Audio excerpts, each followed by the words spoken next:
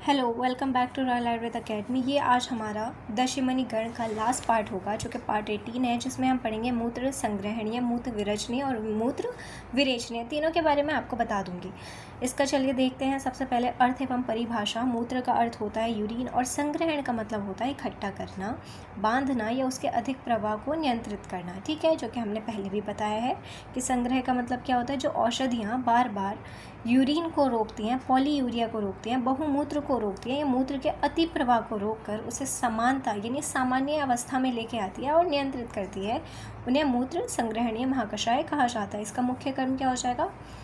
मूत्रल, diuretics. ठीक है, देखो, जिन्हें बहुत ज़्यादा मूत्र की प्रवृत्ति होगी उनके लिए क्या चाहिए हमें कि उसे कम करें, उसे रोकें, उसे बांधें। ठीक है, तो जैसे हमने पुरीश संग्रहणीय पढ़ा था वैसे ही तो क्या हो जाएगा, इसे इसके मूत्रल के विपरीत हो जाएगा, यानी जो मूत्र लाते हैं इससे विपरीत ये उन्हें रोकते हैं, तो एंटी डायूरेटिक हो जाएगा ये। ठीक है, स्तंभन कार्य करता है। इसका गुणधर्म कैसा हो जाएगा? तो कषाय हो जाएगा। रोकने का काम किसका है? स्तंभन का काम किसका है? कषाय का है। तो कषाय तिक्त और मधुर हो जाएगा, यानी कहने का मतलब यह है कि पित्त को कम करने वाले रस यहाँ पे आपको मिल जाएंगे। क्योंकि उष्ण वीर्य कैसे काम करता है कि वो ब्लैडर को इरिटेट करता है, तो यूरिन की आउटपुट बढ़ जाती है। गुरु रूक्ष और शीत होता है, शीत वीर्य हो जाएगा। मधुरिया कटुविपाक हो जाएगा। 10 औषधियाँ कौन सी होती हैं वो हम श्लोक से देखेंगे।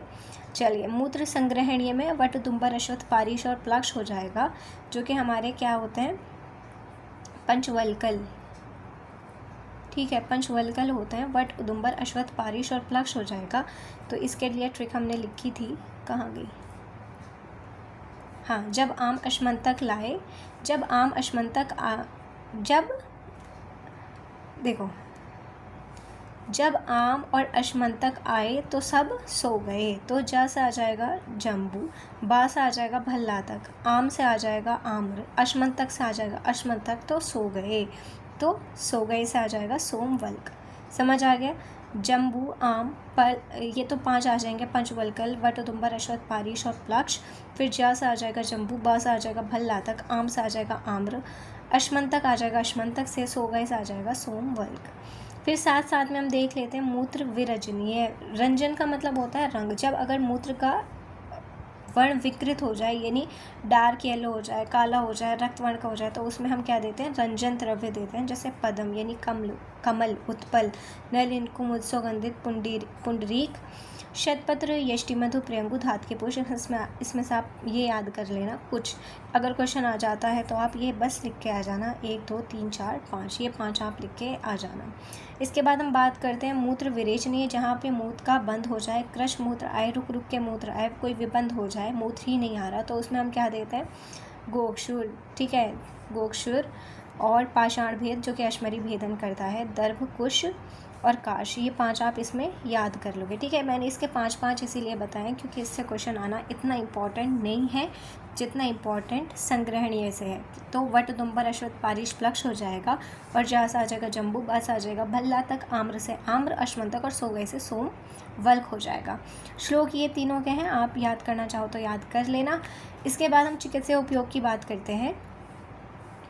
तो बहुमूत्र, जिनको बहुत ज़्यादा मूत्र आता है तो उनके लिए संग्रहण करने की ज़रूरत होती है, जैसे कि मधुमेह में होता है। मूत्र संस्थान की दुर्बलता, ये अगर मसल्स आपकी जो रिटेंशन नहीं कर पाती हैं यूरिन का, उनकी कमज़ोरी की वजह से, वीकनेस की वजह से, तो उसमें दिया जाता है, और प्रमेह में दिया जाता है क्योंकि वहाँ पे बहुत ज़्यादा मूत्र आता है। तो यहाँ पर हमारा पूरा दशमनी गण मैंने आपको बता दिया, जो कि मोस्ट एक्सपेक्टेड है एग्ज़ाम में आने के लिए। देखो बच्चों, ये 18 है और ये बहुत ज़्यादा है, मुझे पता है कि इतना ज़्यादा, लेकिन मैं उम्मीद तो यही करती हूँ कि आपके एग्ज़ाम में इससे बाहर कोई क्वेश्चन नहीं आएगा। आप बस इतना कर लीजिएगा।